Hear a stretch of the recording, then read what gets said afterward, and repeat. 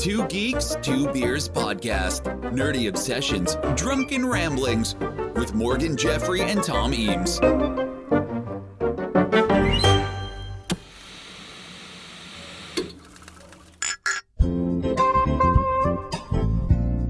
Hi. Is your life pedestrian and uneventful? Do you need a little something to help you through the long, long day? What you need is to shoot a whole bunch of bad guys. What you need is Time Crisis 2. Don't take our word for it. Let's meet a satisfied user. Bill used to feel weird, but then he played Time Crisis 2, and now everything's fine.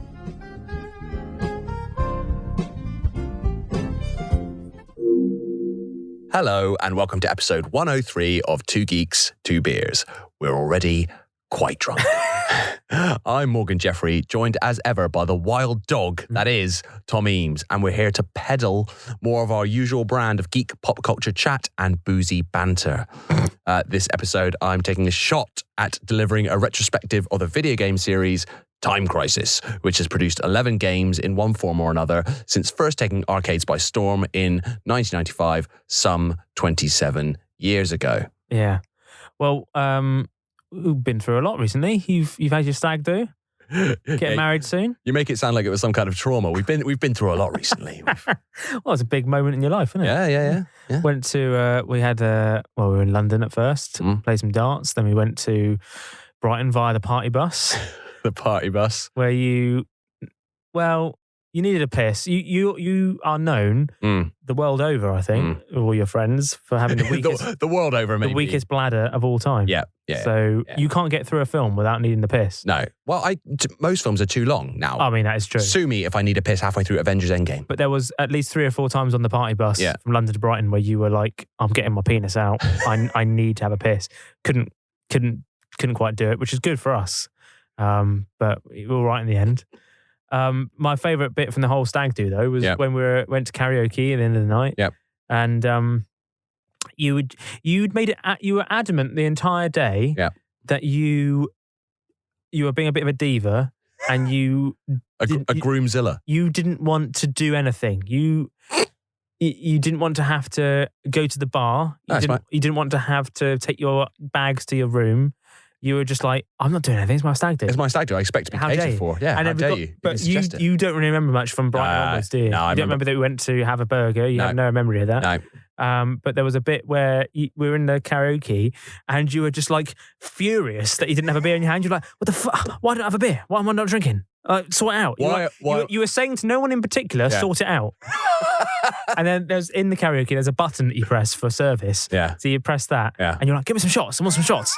So I just got like 10 shots of tequila. And then you were just drinking them all yourself. I drank them all. At one point, you passed me a tequila that had already been drunken by you. By me? Drunken by me. To make me drink it. And I had to sort of pretend to drink it. Like, all right, I'm having it. Because I was furious. I was like, drink it now, Tom. Yeah. And you tried to tell me that it was an empty shot glass. Yeah. That I'd already drunk the shot. I didn't care. I was like, drink that now. So you just had to sort of like mime doing a shot. But you were happy with that. You were happy that I did that. I was thrilled at the time. But a good night was had. I had a great time. By the time you listen to this, you're not quite married. But I think by the next episode, you will be married. So, sorry, anyone who's listening. I will be officially off the market. Sure you're devastating after hearing that story about me trying to get my penis out on a party bus. Everyone's like, oh no, what a catch. But what beers are we having today? Referred to you as a wild dog. Yeah. In the opening to this episode, not just because you are wild, but because fans of Time Crisis will get the reference. I'll explain it to you later. But there is a character involved in this video game franchise called Wild Dog. Okay. So we've gone for Brew Dog. Yeah. Makes sense. Yeah. You're drinking, I believe, a Lost Lager, Brew Dog Lost Lager. Yeah. And I am drinking, what am I drinking? What is this? Dead Pony Club. Dead Pony Club. Yeah. There you go. So, cheers. Cheers. Yeah. So Time Crisis, Tom. Yes. Is this a gaming franchise that you are familiar with? It is, to an extent. Okay. So when you grew up, did you? Because again, in the olden days, I always felt like arcade machines and arcade centres just seem really like grown up and just exciting and just this sexy. There was this. Arcade centre. Well, I've never. I don't know what you call it. What do you call it? An arcade. An arcade. I've never heard anyone call it. It's like, arcade centre. Lads, shall we get on the arcade centre? Yeah. What else are we going to do today, lads? Let's go down the arcade centre. Yeah, kill some time at the arcade centre. So there was in Poole in Dorset, where I grew up. There was a place called Tower Park, and you'd have the cinema, and you'd have like Mega Bowl. And then you'd have, all these different places. It was the exciting place to go if you were a kid. The only place to be. And even when you got to that weird age of like 13, 14, 15, you couldn't drive yet. So your parents still had to take you there and you had to still whatever. Had to take you to the arcade centre. Yeah. But there was this one bit called Slots, it was called. Right. And it was just where all the arcade machines were. And it just felt really glamorous, like it was this Las Vegas Strip type thing. Of course it did. You grew up in Dorset. Anything would feel. And all it was a load of arcade machines. And at the back end was like the old people stuff, like actual... Yeah, the proper... what do you call it? Fruit machines. And all the old... You're like, oh, you don't even look at them. That's not for you. They used to have like a little sign hung on a chain that would say like over 18 only. You wouldn't go to that. You weren't allowed to go to that bit. But the other end was all the arcade games. Yeah. So you had like all the driving games, and then in later years you had the game which I really like playing, which was I think it was Virtua Tennis 2, where I get to play as Tim Henman. No one else got enjoyed by that. But at the time, the graphics of Virtua Tennis 2 were just like out of this world. Yeah. Incredible. Anyway, those sort of games. And then you had the light gun type games. And I'm pretty sure Time Crisis was one of them. And I'm sure I'll get onto this, but I feel like it was a myth that you were actually shooting anything. What do you mean? I feel like the light gun aspect of it, you're just aiming and hoping for the best. I don't think it actually did anything. And it was just like you'd get to a certain point of a game and you'd always get knocked out at the same bit of the level.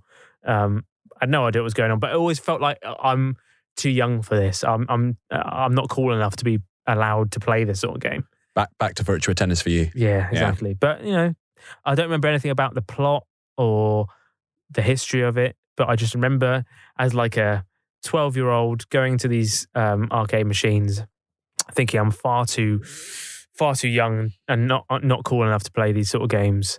I'm sure there are other people out there who are far cooler than me that will be able to get to like level 3, which I couldn't get anywhere near. No, I don't think I ever got past like the first stage of Time Crisis 2. I don't think it exists. No, does it? No. It's a myth. No one's actually seen it. Have you played it? No. I haven't played it. Yeah. No. Well, there are certain games I think that people associate with the gaming arcade, the arcade centre experience, from Space Invaders to Street Fighter. And this, for me, Time Crisis, this is the one that I remember most fondly. It's the one that I associate the most strongly with escaping the docile, sunny seaside towns I was cursed to grow up in by shutting myself away in a dark, noisy room and pretending to shoot some guys. So you played this in your house? No, in the arcade centres. So we'll cover off the entire franchise as best we can manage, but Time Crisis 2 was, for me, it was the one. It was the pinnacle. And although the graphics have dated, the gameplay, I think, still holds up. So, coming up, we'll delve into the surprisingly complex canon of the Time Crisis series, introduce you to action heroes and villains with unlikely monikers, and learn how a technical snafu helped bring us the only true Time Crisis sequel. Let's hope, much like the games themselves, that this episode doesn't go off the rails. Nice. Bear in mind, we've already had 2 beers as we started this. Yeah. And we'll just see how it goes. Yeah. See how it goes. Well, me and Tom turned up at the same pub, but didn't realise that the other one was already in the pub. And so each individually went off and bought drinks and then came back together. Normally, we only have like the 1 pint before we start. Yeah. We've had 2. Yeah. So for us, good luck, everyone. Yeah. See you on the other side. So what is Time Crisis? What is Time Crisis? Yeah. It is quite simply a first-person on-rails military light gun shooter series of arcade video games. What does on-rails mean? I'll tell you. Oh, okay. I will tell you. So, developed and published by Namco, the series charts the exploits of the VSSE, which stands for Vital Situation, Swift Elimination. I love the idea that it was a organization where the Swift was one of the words in their title. What is the what's our ethos? What are we about, guys? Well, if there are vital situations, Yeah. we want to eliminate them, I guess. Really quickly. Quickly, though. Yeah. Quick. I think it's important that we stress how quickly we do that. can't be the VSQE. No. What could that? Sounds weird. VSSE? Swiftly. Swiftly. Yeah. We do it swiftly. Yeah. So the VSSE is a covert intelligence agency which assigns its top agents to combat hostile threats in mostly fictional locations across the world. Each game features a different lead protagonist or protagonists, though characters from previous games do sometimes reappear in supporting roles. More on that later. The villainous threat in each game is also different, but the series' one real mainstay is Wild Dog, a recurring villain who appears in each entry in the main Time Crisis series, acting as a henchman to various villains. Now, Wild Dog appears to die at the end of each game, blowing himself up using a detonator after being defeated, only to make a miraculous comeback in the next one. Why does he keep doing it? He's just That's like... just his thing. Yeah, he's just like, fuck this, I'm out. Boom. But surely by the fourth time, I'm like, all right, we know you're not really dead. Nah, they're always fooled. Always shot. Always fooled. Oh, okay. Always fooled. And it has to be said, although he does survive, he doesn't emerge entirely unscathed. So Wild Dog lost his left arm at the end of the first Time Crisis. By the end of the fifth one, he's just this like Monty Python style, like just a torso. Just a head. Yeah. So at the end of the first Time Crisis, he loses his arm, after which he has a cybernetic weapon arm installed, which is first seen in Time Crisis 2. He also appears to age rather savagely between games. It's tough, isn't it? So this is Wild Dog in the first Time Crisis, Okay. Tom. You can see this. He looks quite suave. He's got his like long brown jacket on. Looks the part. Yeah. Very good. Yeah. And this is Wild Dog in Time Crisis 5, which, bear in mind, is set 10 years later. He's now got grey hair, really haggard. He's got a good pink shirt on. Yeah. That's cool. But he looks like Wolverine if he'd had... He looks like Wolverine at the end of what was it called? Logan. It's the end of Logan. Yeah. Where he's just like shattered. Yeah, but he does. But he also looks like Hugh Jackman at the end of Logan if he'd been queer-eyed. Yeah. If the Fab Five, he's fabulous, had jazzed him up. Yeah. Spray, delay, and walk away. So, I mean, clearly, despite how fabulous he looks, clearly all that self-immolation is bad for the skin. Stop blowing yourself up. Stop blowing yourself up. Yeah. Two Geeks fact, in the first two Time Crisis games, Wild Dog was voiced by the late Scott McCulloch, who also voiced Chris Redfield in the first Resident Evil game. Now, we may do a Resident Evil episode at some point. Too scary. But too scary. Yeah, too scary. Did you ever play Resident Evil? Not really. It's too scary. No. I find no. Again, you're like, I'm not grown up enough. I don't want to. No. Right. Well, this is going to be special then. Okay. So I'm going to take a brief sidebar. So you've not seen the opening cutscene to the first ever Resident Evil game. Okay. This is going to be special. This is going to be special. Right. This I'm going to take a brief sidebar now to show you this. This is an absolute classic of its genre. This is the opening cutscene to Resident Evil.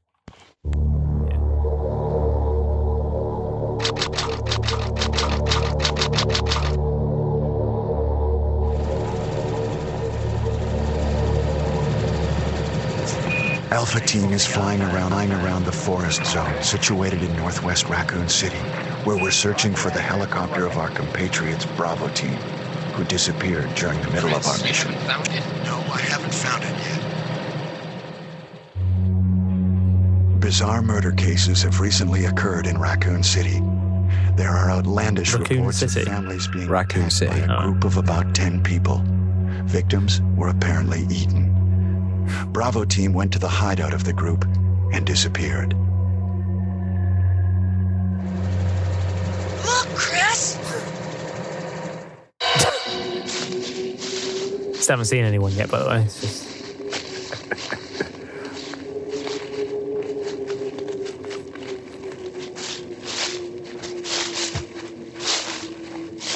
It was Bravo Team's helicopter. Nobody was in it. But strangely, most of the equipment was still there. However, we soon discovered why. I assume that was a glitch. However.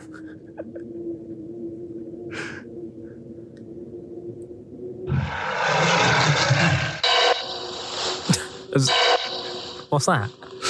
Hey, bad editing. Come here!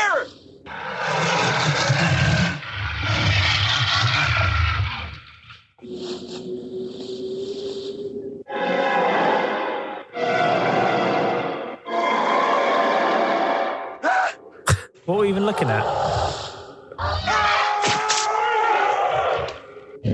I love this. This is those cutscenes where it's just actual actors in live action. Yeah. Nothing like the actual game. Joseph! Joseph!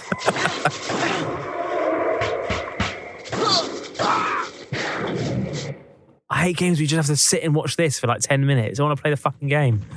No! Don't go! No, don't go. That helicopter pilot is a twat.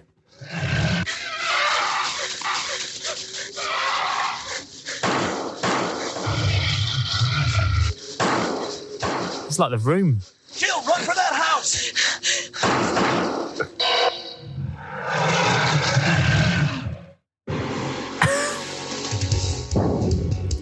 Chris Redfield. Who? Is it the actor or the character? It's just the character. Jill Valentine. Jill Valentine. Barry Burton. Barry Burton. Rebecca Chambers. Albert Wesker. Albert looks like a shit Duke Nukem. Resident Evil. Resident Evil. Iconic. Absolutely iconic. Okay. Yeah, never played it. It's just too scary, I found. Although that made it look like tame. I bet I could play it now.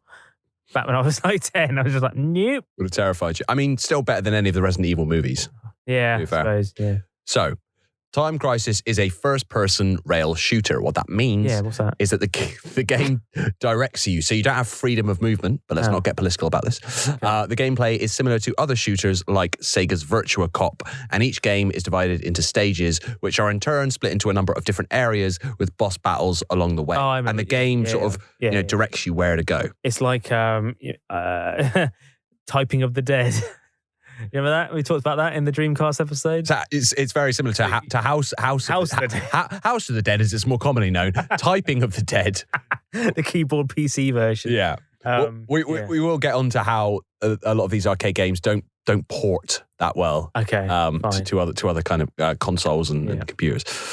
So in Time Crisis, you must shoot all on-screen enemies in an area within a specific time limit to continue on to the next area and complete the level. In the first game, if the timer reaches 0, the game is over. You're done. Though in the sequels that followed, the clock running out simply cost you 1 life point. In the arcade, you play using a light gun, with the original Time Crisis using a model known imaginatively in Japan as Gun Bullet, which was first introduced in 1994 for the game Point Blank. This light gun featured a blowback function, which simulated real-life gun recoil. Nice. But what set Time Crisis apart from other light gun shooters of the day was the pedal. Pedal? So in the arcade version, you had is that to reload? So each arcade machine came fitted with not just a light gun, but a pedal, which the player could use to take cover and to reload, adding an extra level of interactivity to the gameplay. And in the various console ports of the Time Crisis games, which followed the arcade release, a button command would replicate the foot pedal's functions, but that was nowhere near as fun. Not as good, is it? Not as good. Over time, the series developed to incorporate additional features of gameplay, including 2-player co-op modes and the ability to use additional weapons in combat. Here's a blast of Time Crisis gameplay. Action! Oh, yeah. It just seems so cool. It's so cool. Yeah, it's also... Wait. Yeah, it always feels like you're in some sort of French... I don't know if it was France, but it always felt like it's sort of... French courtyard or something. A cafe.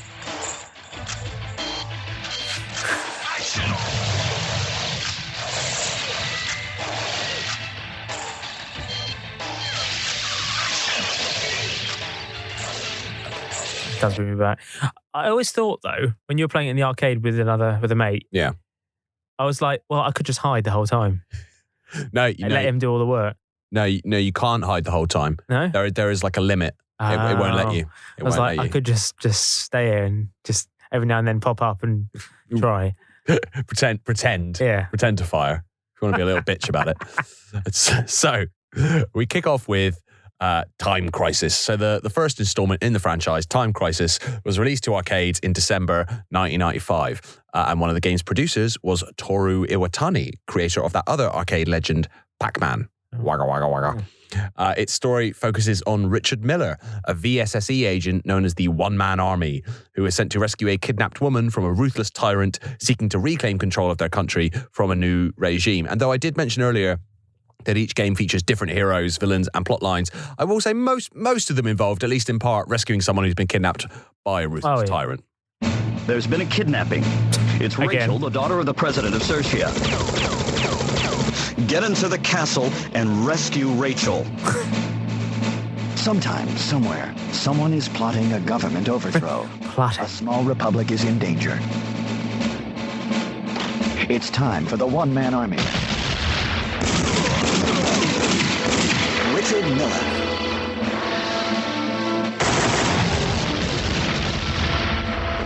She must be dead by now.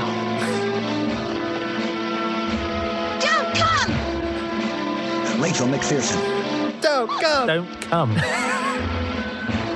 Since you have traveled so very far, be my guest and let me entertain you.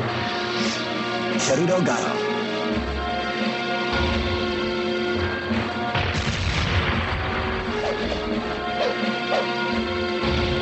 Just to be sure. Wild dog.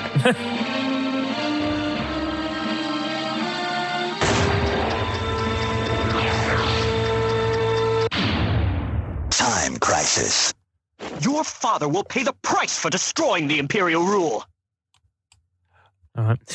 Also, Richard Miller, not those sexy action star names, really, is it? It gets worse. It's just it does get worse. Richard Miller. It does get worse. It's a trend of these games. Okay, well, if there's anyone called Richard Miller out there, kudos, because nothing wrong with the name. No, but you're not born. You weren't born an action hero, were you, Richard? Really? What was it? Arnie, Max? No, John Matrix. John Matrix. Yeah. That's an action hero. Yeah. You got John, who's quite a boring name. Yeah. But you've got to add a bit of oomph to it. You offset it. You cut it with Matrix. You're allowed one boring bit of your name. Yeah. But you can't be both boring, like Richard Miller. That's just some guy you work with. Yeah. If it was called like Aloysius Miller. No, that doesn't work either, does it? Well, Richard Matrix, fine. So Richard Miller's appearance was modelled after Johnny Depp in the 1986 film Platoon. Yeah. I'm sure Oliver Stone's a big Time Crisis fan, so he would have been thrilled.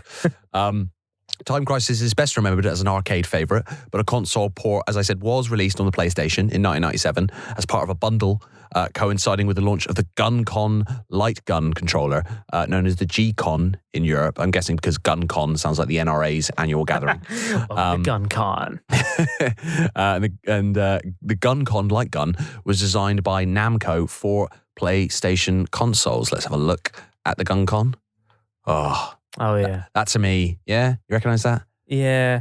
It really like, you look at it, it looks just like an actual gun. Like all the elements are there. Well, I wasn't allowed any. No, I don't think I had this. Weirdly, I did have this. Yeah. But I wasn't allowed any sort of weapons as a kid. I wasn't allowed this, but like no toy swords. No. I wasn't allowed anything like that or toy guns. I remember my mate Adam down the road. He had like one of those cap guns, you used to put like a BB gun. Yeah. But you used to put the thing, and it would actually make noises, and also, and it was like it felt like you were actually shooting things. It was like this isn't. Sheltered childhood. Wasn't allowed anything like that. I just wasn't allowed a toy sword, but I would just sort of pick up a stick because you can't stop kids from being little shits who hit each other. No. They will find a way. If you didn't have a light gun, you could play on a console using the controller to aim and fire, but again, rubbish. Yeah. So the PlayStation port of Time Crisis was an extended version. It featured additional stages that are set after the main story, with Richard infiltrating a hotel that is a front for an arms factory that sells weapons to terrorists. And the expansions to the story didn't stop there. 2 Time Crisis soundtracks were released containing audio dramas. A radio play. A radio play that depict events during and before the first game. A Time Crisis prequel audio drama. Big Finish needs to do a Time Crisis spin-off. Get on it. Yeah. Not doing enough. Your schedule's empty. Come on, get on it. Time Crisis Debut 2, I'm sorry to say, positive reviews. Oh, wow. With some critics considering the foot pedal gimmick having set the game up above its competitors like Sega's Virtua Cop 2.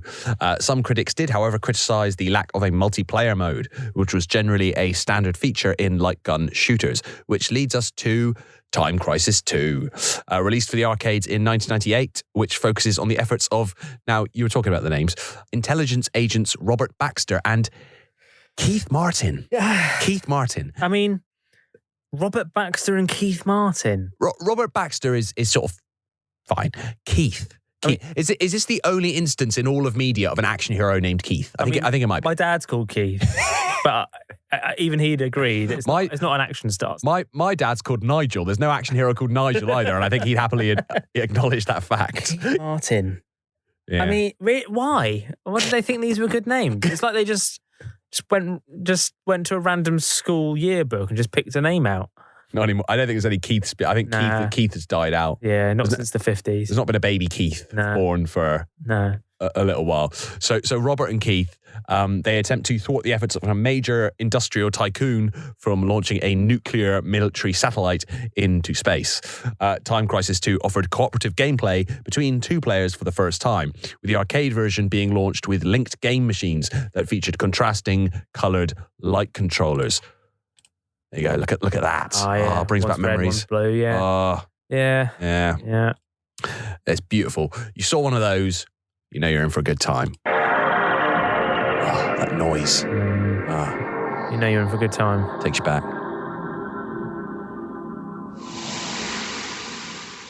Your PlayStation 2 was like early noughties. It says, no memory card inserted. Insert your memory card. I forgot memory cards. You used to have to you'd insert it and it would say still no memory card. What are you talking about? At Neodyne Industries, we have successfully completed a global network consisting of 64 satellites. The project is named Starline Network. This is a monumental achievement. There he is, Elon Musk. Starline will unite the world. I don't think so. I don't think so. The Starline Network is a mere front for a plan to launch a nuclear satellite into space. VSSE has dispatched 2 agents to prevent the launch. Keith Martin. Keith Martin. Robert Baxter. There's some news. Christy Ryan. Still alive. Wild Dog. Wild Dogs. Wild Dog. It's almost ready. My dream will soon come true. Ernesto Diaz.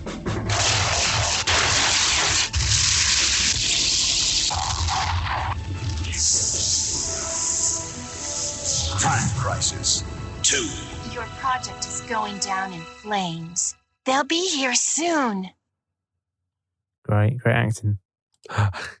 Yeah, I like. They're like, it's all a front for this plan to launch a nuclear satellite into space. How many fucking satellites did he send out? He said I sent up about 60 odd. Yeah, that is commitment. But how did he do that under wraps? No, he made a big deal of it. He's like, I'm doing this because I'm like, I'm Elon Musk. I'm doing it for, not that I'm suggesting that Elon Musk is not at all. Is sending a nuclear satellite into space, but he's like, I've sent 60 up, so 60 is enough to like cut me some slack, right? It's like I can't. Of course, I'm not going to send a nuclear satellite into space because I've sent 60 normal ones. Totally. The first 60 were totally normal. What are the odds that number 61 is going to be 61 is like a nuclear one? I don't know. What is it, a nuclear satellite? What does that even mean? I don't even know. But if you put nuclear in front of something, it sounds bad. Other new elements included players receiving a score penalty for shooting the other character, and a new game highlight system for indicating a deadly shot was about to hit the player, allowing you to take cover and duck out of the way. The game was ported to the PlayStation 2 3 years after its arcade release in October 2001 as part of a bundle to coincide with the launch of the GunCon 2 controller, or G-Con 2 in Europe, with enhanced graphics. There had originally been plans to port the game to the PlayStation 1, which were cancelled because the game was too technically demanding for the PlayStation's hardware. More on that later. A port to the Sega Dreamcast was also cancelled because of that console's waning popularity. For more on why its popularity waned so dramatically, listen to episode 53 of Two Geeks, Two Beers to hear Tom talk about Seaman. The PlayStation 2 version of Time Crisis 2 features split screen or system link functionality, which requires 2 televisions, consoles, and copies of the game, and a special cable to use. You can literally plug. Yeah. If you had who had two TVs and so you had to put a TV next to the other TV? Yeah, you had to literally drag another TV into the room. Why can't it be the same TV? No, because you had to have it on 2 different TVs and then like connect them using a cable. Wow. Yeah, and you had to have 2. You couldn't. Oh no, not just one copy. You had to have 2 different copies of the game. So buy Time Crisis 2 twice. Put it into 2 different PlayStation 2s and connect up. We're talking 4 people did that. But who?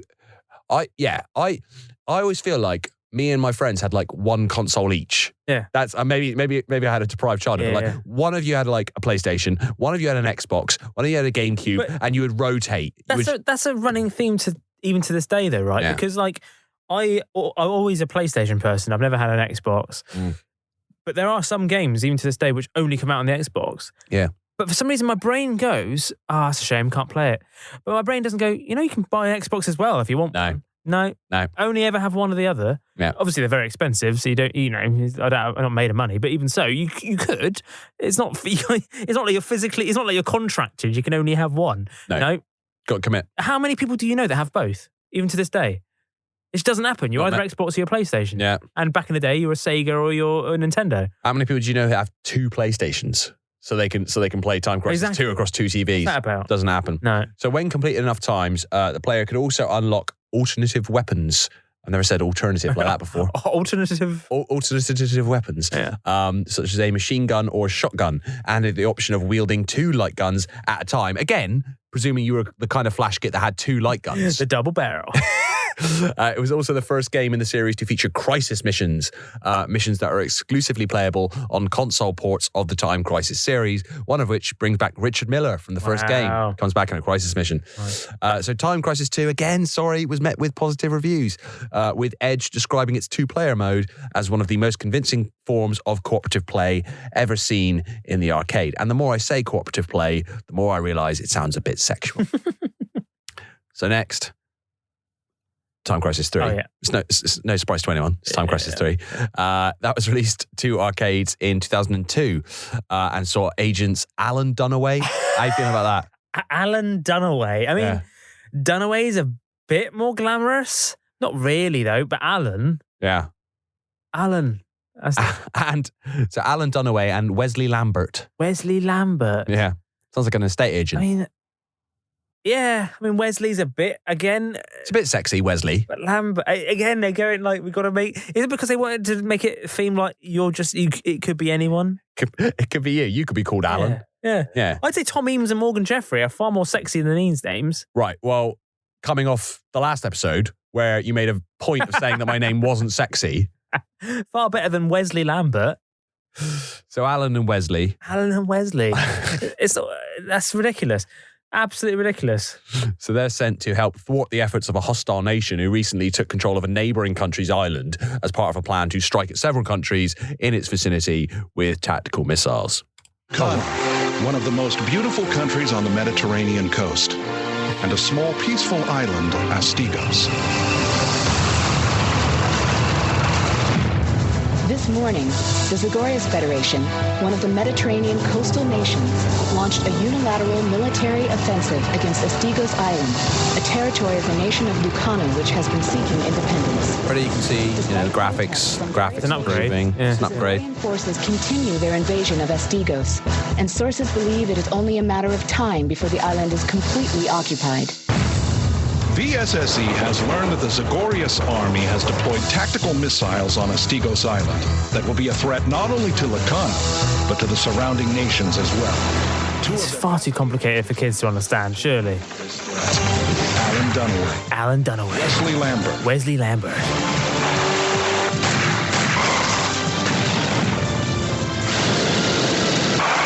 Jump! Hurry! Alicia Winston. Why do they have to say the names out loud like they're important, famous names? Wild Dog. Wild Dog's back. Wild Fang. Wild Fang. That's like his little mate.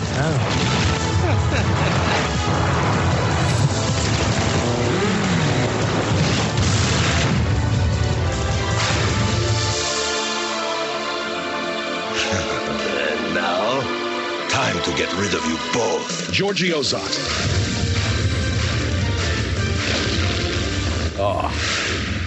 Time Crisis 3. I do enjoy the formula of the Time Crisis games and of those sort of pre-game trailers in particular, where it's Keith like Martin. It's always like something is happening. This guy, also this guy. This guy is a dick. And there's also a woman. And then she says something like, "Stop! They're coming. Don't go." She says it 2 words, and then it's like, "He's back, Wild Dog." Yeah. And there's also, who's he working for? Some guy with a foreign-sounding name.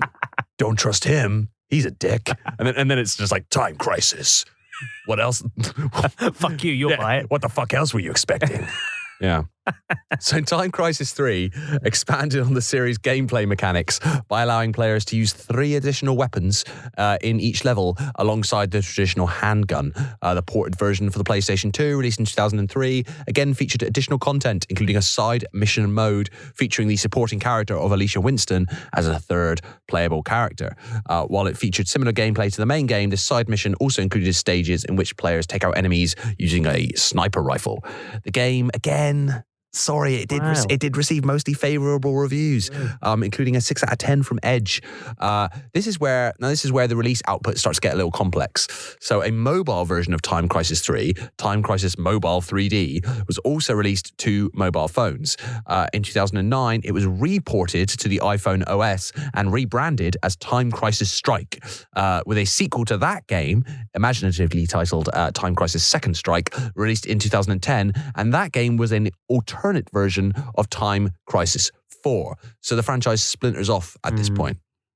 So Time Crisis 4 was released as an arcade game in 2006. And in this game, a new biological weapons threat called Terror Bite has fallen into the hands of a terrorist organization. 2 VSSE agents, Evan Bernard, if you know about Evan That's Bernard. Better. And, okay, you cannot accuse this name of being, of not being fabulous and spectacular. Giorgio Bruno. I mean, that is... Evan Bernard and Giorgio Bruno are dispatched to thwart their scheme. I still don't think it's like a natural action hero name, but it's certainly... It's something special. It's always just 2 mates, just 2 bros. Just 2 guys. Never 1 guy or 3 guys, always 2 guys. 2 guys. Some woman, she says a thing. Wild Dog. He's back. And then this guy. Is it always like a Butch Cassidy situation where they both sort of fancy the girl, but you're not sure who's going to... I never see one of them will end up with her, I'm sure. I don't think that was... Does it not go that far? You don't normally get that far in the game because you're not good enough to finish the game. Love scenes would be difficult on rails. I'm not sure. I'm not sure how that works. Like, I don't want to see this. It's like, you're on rails. Keep looking. You're going to see it. What am I doing with the light gun? You don't want to know. You don't want to know. Oh God. That was in the adult end of the slots machines center. You're right. Yeah. If you go into the over 18 section, you get Time Crisis After Dark. Captain Rush. It's been a while. A marked improvement in graphics. Yeah. What the fuck happened to video games? I know. You're finished. I mean, their voice acting's still terrible. But... William Who's William Rush? Giorgio Bruno. Who the fuck's this guy? Hey, what? Evan Bernard. Evan Bernard. There's Evan Good. Bernard. William Rush. Again, boring name. Working with you, Captain. Oh, Elizabeth Conway, the generic woman. Who's next on this trailer? I wonder who's back. Is it Wild Dog by any chance? Who is it? Where is he? Come on. There's another one. Oh, and him. And him. They know. They're playing up to it now. Wild Dog. He's back. Old now. Oh man, they're back.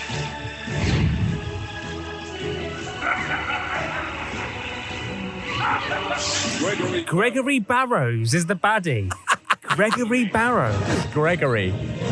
Oh, Gregory, I'm so scared.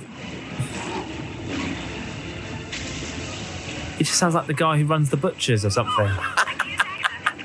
The Barrows Butchers. Barrows Butchers, yeah.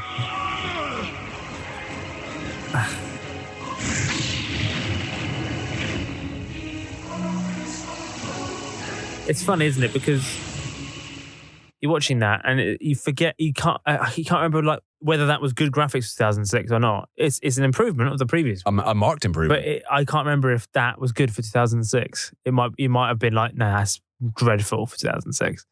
Or it could be amazing. I feel like it's pretty good. Yeah. So this game was ported as a bundle with the Guncom 3 light gun for PlayStation 3 in 2007. People were still... I don't remember like anyone having a light gun for the PlayStation 3 by that sort of time. Yeah, I don't think it's sold in the same numbers. I think it shifted the same amount of units. But again, this port featured additional material. A new campaign was added, focusing on the character of Captain William Rush, who was a US soldier who aids Evan and Giorgio during the main game and followed his exploits that had taken place off screen. Oh, good. Now, finally, we're back on familiar ground. Okay, we're losing it now, are we? The game received mixed reviews. IGN gave it an 8 out of 10. They loved it. Yeah, but Edge and Eurogamer both gave it 5 out of 10. There was then a 9-year gap following that mixed reception between releases. Okay. The first time we recorded that, I said 5-year gap, and then Tom gave me a look like, you read that wrong. That's because it's been quite consistent. And then suddenly we're like, we've got to give it a rest for a while. Well, I think because... not the best reception of Time Crisis 4.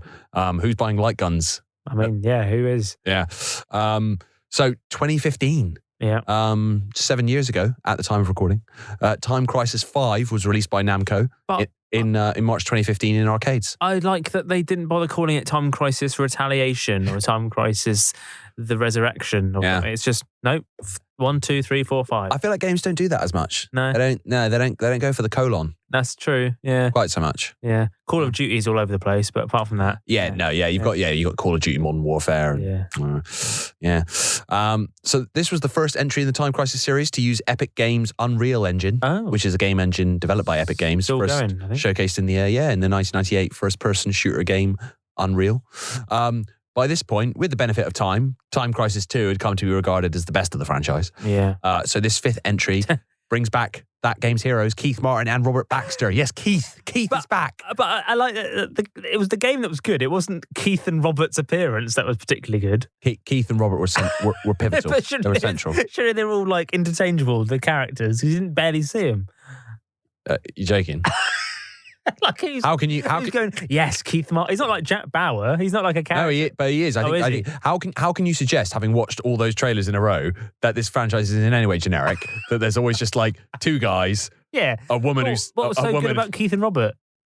It was just the best game. So they were like, bring back the generic guys from the best game. Right. Yeah. Okay. Fine. Yeah. Right. Right. Is a trailer. What a waste of a perfectly good resort hotel. Who's Luke O'Neill? All right, vacation time's over. He's not happy with his resort hotel. That's what I know. Resort hotel is like you calling it an arcade center. Got it? Got it. Yeah. Are we ready? Robert, enter Wild Dog's room. Wild Dog's around. Don't mess this up, Chief. Cut the chatter. Entering the room. Robert Baxter, he's back. Wild Dog. How nice of you to come. There's his pink shirt. no-go zone beyond this point. Anyone sticking their nose in is liable to get it broken. What? Sorry, can I just pause that there? It's a bit where whoever these two are, Keith O'Neill and someone else, they're hanging out by a pool, right? Just chilling. Yeah. But literally a minute, no, we're talking like 10 yards away, are these goons with guns. Yeah.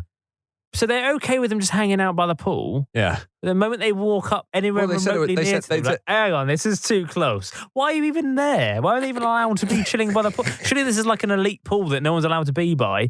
Why are they there? Maybe it's like you're allowed in the bar for a drink, but you're not allowed into the... Yeah. What a weird bar. The idea that you could just go to this bar and just hang out by the pool. There's some guys with like bazookas and machine guns next to you, but don't worry about them. Just don't go near them. It's fine. You have a great time. I don't understand, and I'm putting out there, I don't understand bad acting because so there's that moment there where the guy goes, sorry, no-go zone beyond this point. And there must have been a moment where they're all in the studio, they've got their scripts, and the line on the pages, no-go zone. Sorry, no-go zone beyond this point. Yeah. And the director goes, okay, Chad, and action. And he goes, sorry, no-go zone beyond this point. And they go, brilliant. You want to do it again? No. One take. I'm done. That's it. Done. I'm not doing that again. That was gold. That was perfect. Absolutely. What more do you want? It's like, no, we've literally got 30 seconds to get all the dialogue done. I feel like that was the definitive reading of that line. I don't think Olivier could have done it any better. All right, let's carry on. What do you say to a light warm-up before we get down to dog catching? Sounds great. That's a line from Time Crisis After Dark. Okay. But there's a twist. Okay. So, Robert Baxter. Yeah. He's actually, he was one of the protagonists of Time Crisis 2. He's the antagonist of this game. So he went out of your way to bring back Keith and Robert back together at last. Yeah, the boys. And Robert's just turned to the dark side. They Jim Phelpsed him from Mission Impossible.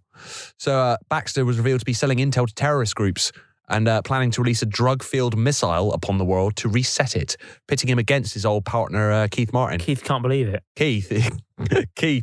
His mind's blown. Yeah. He's now mentoring new VSSE agents, Mark Goddard and Luke O'Neill. One of them look like these new upstarts. Yeah. He looks like Vanilla Ice. Yeah. With a baseball cap on. Yeah. Sleeve tattoos. Yeah. Just the ultimate, like, even though this is 2015 when I think this case came out, it's like the ultimate, like, what kids thought something was cool in the 90s. Yeah. This is the kind of mind-blowing trivia that you can only find on the internet. Luke is apparently the only VSSE agent who does not wear a jacket or coat. that is need it. Top-tier trivia. Don't need it. No. Even in freezing winter. He's too cool. He's so cool that he's never cold. Yeah. Now, here's something that I know will blow your mind, Tom. Time Crisis 5 also features the biggest change to the gameplay dynamic of the series yet. 2 pedals. 2? You've got 2 pedals.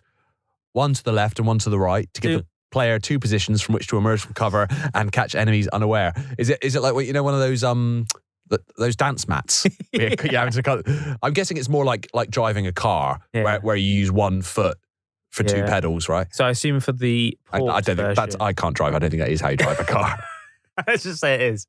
Yeah. But for the PlayStation version, it's, I guess, what you do L2 and R2 to sort of. I guess so. Shimmy to the left, shimmy to the right. Yeah.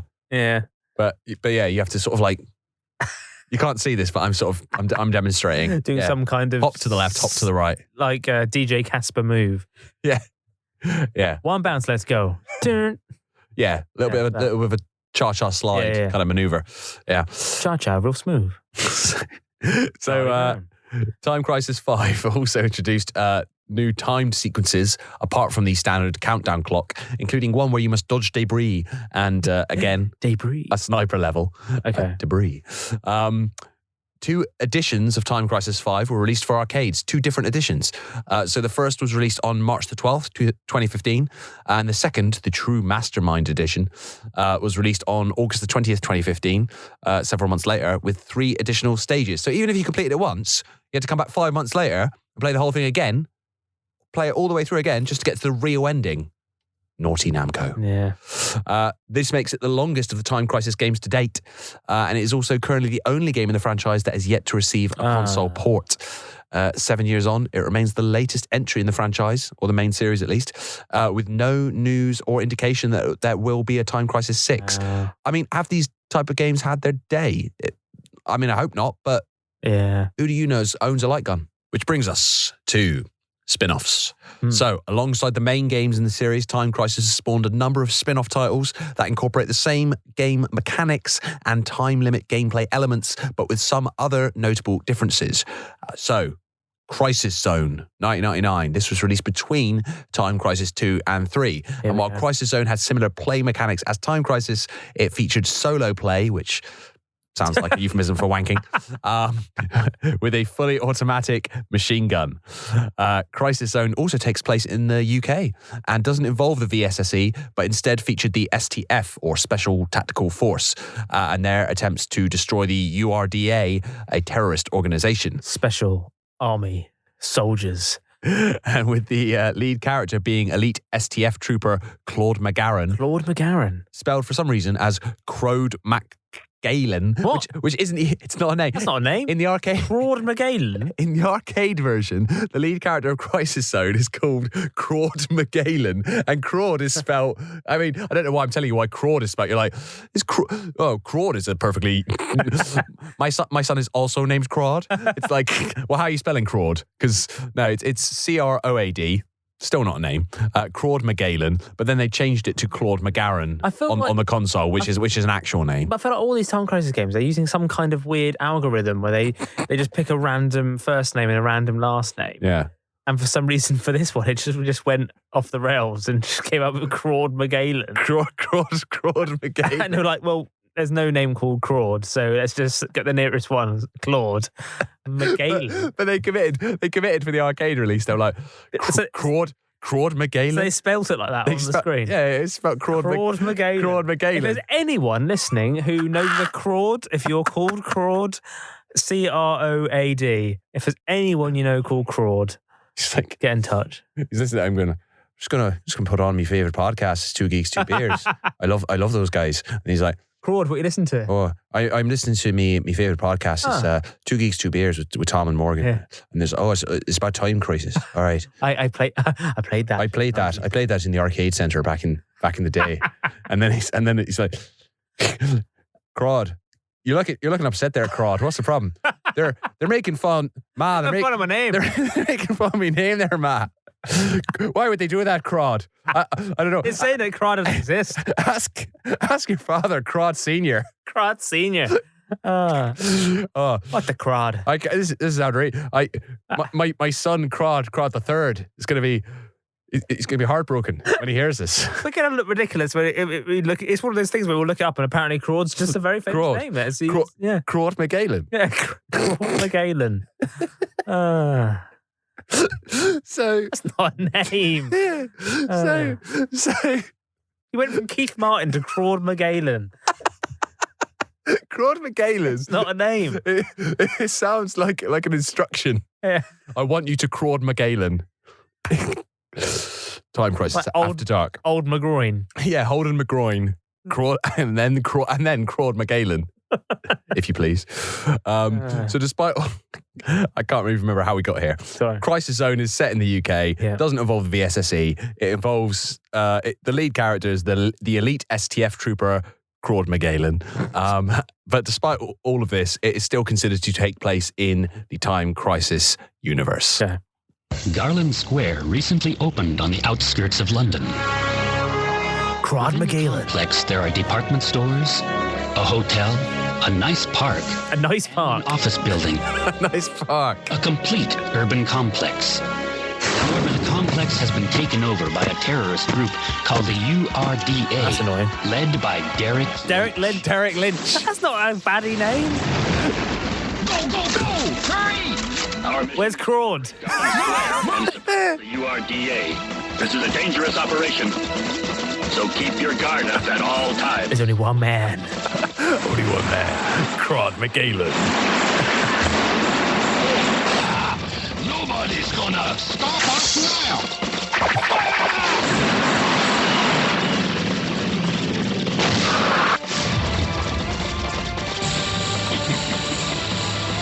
So you will understand and fear your own foolish mistakes. Is that Wild Dog by any chance? No, he's not in this. Oh, he's not. Crisis Zone. they were so embarrassed. Croad Macgalain didn't even get a name check. Didn't even get a name check. Didn't get a shout also, out. You can't call it a game Time Crisis Zone where the same word appears next to each other. Because it wasn't even like a colon. It was just Time Crisis Zone. No, I think there was. It wasn't on there. I think officially there is, or a dash. Time or a Crisis Zone. Time Crisis Zone. Yeah. Time Crisis It should Zone. be Time Crisis Zone. Yeah. Or just. Well, it was originally just or just Crisis Zone. Well, the Croad Macgalain edition on arcade was just called Crisis Zone, and then when they released it on consoles when he was Croad Macgalain, boring. It was called Time Crisis Zone. I think we keep saying one day we'll do that at some sort of 2 Geeks Hall of Fame, and I think Croad Macgalain should be in there. You can Croad Macgalain anytime. So I did love Crisis Zone though. It was only available when I was a kid at one service station, which we always called into on the way back from school trips, and always would be like, yeah, let's go play Crisis Zone. Nice. A PlayStation 2 remake of Crisis Zone, Time Crisis Zone, was released in 2004. The PS2 version came with improved graphics, higher difficulty, re-recorded voice acting. Not sure it helped. Better spelt names. Different. Yeah, Claude. Boring names. Macgalain, whatever his name is. And a 2-player cooperative gameplay mode named Two Gun Mode, which allowed 2 players to play simultaneously on a single screen without the use of split screen. It also featured an additional mission taking place 6 months after the Crisis Zone arcade mode, with the task force raiding a new district to finish off the remnants of the terrorist group. The game received mostly positive reviews, including a 7 out of 10 from Eurogamer. Which brings us onto Time Crisis Project Titan from 2001, which was again released between Time Crisis 2 and 3, and is a direct sequel to the first Time Crisis game. It brings back Richard Miller. He's back for a new story in which he's framed for the assassination of a foreign president and must clear his name. This was a PlayStation-only title. Unlike other Time Crisis games, it was not released in the arcade. A home port of Time Crisis 2 was initially announced on the PlayStation shortly after release, but it was cancelled due to the game being too technically demanding for the PlayStation's hardware. And so Time Crisis Project, it's too good. So Time Crisis Project Titan was made instead to kind of fill the gap, finally delivering a bona fide Time Crisis sequel with the original lead character. But the game received mixed reviews, owing mostly to its graphics and animation, which were felt to be dated. Fair enough. Eric Bratcher of Next Gen said of the game, PlayStation finally answers Saturn's Virtua Cop 2, only it's 5 years too late and shooting blanks. Now, Eric Bratcher is only the name of the reviewer, the critic. Yeah. Better name. Eric Bratcher. Eric Bratcher. There needs to be like a Time Crisis name generator. There must be. Dennis Wilburn. Sounds like the kind of name that you'd give to a Time Crisis protagonist. Well, it's just going to be like Peter Wallace. You just do it in that voice. Chris Smith. It's just generic names. No, but it can't, that's a little too. You can't just be like John Smith. What about Chris Roberts? Yeah, that's perfect. Chris Roberts. Just a Chris Roberts. Yeah. It just needs to be like a little like like Christian Thomas. Terry Petrie. Like Petrie. I don't know. I don't came know. Out of nowhere, I don't know where that came from. Yeah. Why not? Yeah. Fuck it. Douglas Swan. Douglas Swan. Why not? It just So next up, Raising Storm, which came in 2009, which was released between Time Crisis 4 and 5. Raising Storm has similar gameplay to Crisis Zone, with players using a machine gun as their standard weapon and a ballistic shield as cover, but here they can switch to special weapons like rocket launchers and sniper rifles as the situation warrants. This game takes place in the near future, involving an elite task force known as SCAR, standing for Strategic Combat and Rescue. They're sent to a South American country during a revolution to capture and defeat the mastermind who has orchestrated an attack on the United States. Benjamin Trilby.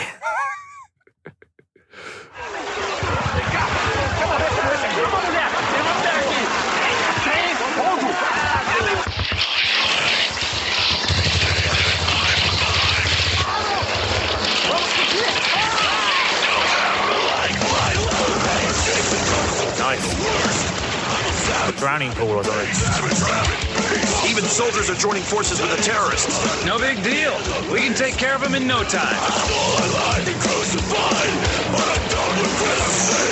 We're almost there. It's like, the local soldiers are teaming up with terrorists. I don't care, we'll kill them all. America. That's how that works. Our mission is to deliver the coordinates of Garrett's base so we can launch an attack with a satellite laser cap. It'll be our job to keep the Pathfinder protected. I know. What's this song? It's great.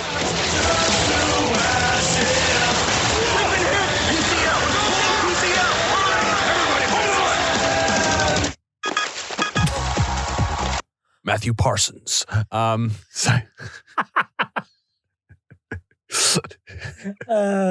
So originally an arcade game, Raising Storm. What's that? Mike Williams. Mike Williams. Originally an arcade game, having far too much fun with this.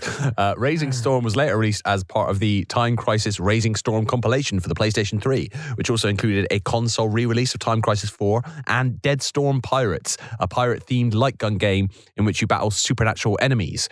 This console version of Raising Storm again contained an expanded story. This version is known in Japan as Big 3 Gun Shooting. Raising Storm received mixed reviews from critics. IGN gave it 4 out of 10, saying, leave this one on the shelf because no one should have to be this frustrated. In a slightly more positive review, GameSpot noted that Time Crisis Rising Storm can be fun when it sticks to its arcade roots, but everything else in this shooter package misses the target completely. They love fun. Yeah. Finally, there is Cobra, the arcade, which is a 2005 arcade game based on the Cobra manga and anime franchise, which again uses the same gameplay engine as the main Time Crisis series and adds elements such as the Psycho Shot, which allows players to lock onto multiple targets. But that's it. That's Time Crisis. That's the main series. That's all the spin-offs. What are your thoughts? I mean, I feel like it's one of those games which is of its era, though, isn't it? Like, it's not like it's just dated to when it came out. Yeah. Because of the gimmick of how it worked. Yeah, it doesn't like arcades. No. The arcade anymore. You can't really like do a Time Crisis film. No. Maybe you could. Maybe you could because the Lethal Weapon type film. Well, the format is so simple. Yeah. That you could just do it. It's just a buddy comedy. Could you do it now as a new game? Well, how would you do it? No one has light guns anymore. I feel like one day when Ready Player One actually happens, and it's like proper like VR. Oh. And you've got good actual weapons. Yeah. And you can be, and you could co-op and shit. Yeah. I reckon Time Crisis might have a comeback. Yeah. Time Crisis VR. That feels like that. But I don't feel like we're not there yet. It's not there yet. We're not there yet. No. But, watching those clips, especially for Time Crisis 2, it takes me right back to whenever it was, 96. Brilliant. Rupert Valance. So that is it. You can find all 102 previous episodes at 2geeks2beers.com, including installments on video game classics like Duke Nukem, Mortal Kombat, The Sims, and Streets of Rage, and episodes remembering consoles from the Sega Mega Drive to the Virtual Boy. We're also on Apple Podcasts, Spotify, Amazon Music, Stitcher, Podbean, Global Player, and all other good podcast outlets. Subscribe, rate, review, just absolutely go nuts. You can also become a 2 Geeks supporter on Patreon, patreon.com/2geekscast. You can sponsor us, helping to fund our recording sessions, our equipment. All your money goes directly back into making the show, and depending on what tier you choose, you get different rewards, including exclusive Patreon-only minisodes. We've recently done things like our favourite Arnie film, the first film we ever did see at the cinema, our favourite TV advert from the 90s, all those kind of things. Outtakes, personalised thank you videos, merch, including a 2 Geeks mug and t-shirt you can't get anywhere else. Even a minisode or full-length episode that's exclusive to you. Please support if you can. I've got my eyes on a still-functioning Time Crisis 2 arcade machine on eBay for $3,750. Wow. Yeah, it gets worse. You can also email us, podcast@2geeks2beers.com, and send us feedback, thoughts, and suggestions for future episodes. As ever, thanks for joining us. We're off to enjoy another beer and then maybe a late night arcade session. Yeah, why not? Yeah. Down slots. Down the arcade centre. Yeah. Cheers.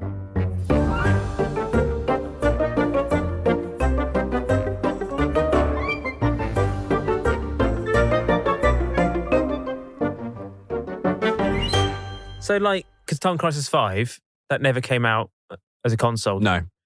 But, could you, feasibly buy one? Feasibly?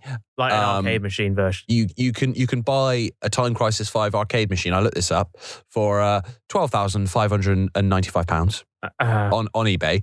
And what really bored my piss on the ad, almost 13 grand, says at the bottom, coin operated. So you still had to pay Taking a piss. money. Still have to pay. I better get it back. But yeah, surely I upload. Yeah, I hope so. If I'm still like, oh yeah, it's still a quid a turn, mate. Still a quid a turn. I love the idea. It comes with a bloke. He just sits there. It's like, all right, come on. Yeah, for 13 grand, you get me too. Yeah, you just own a man. Yeah, called Nigel Morrison, Peter Wakshaw, Paul Michelson.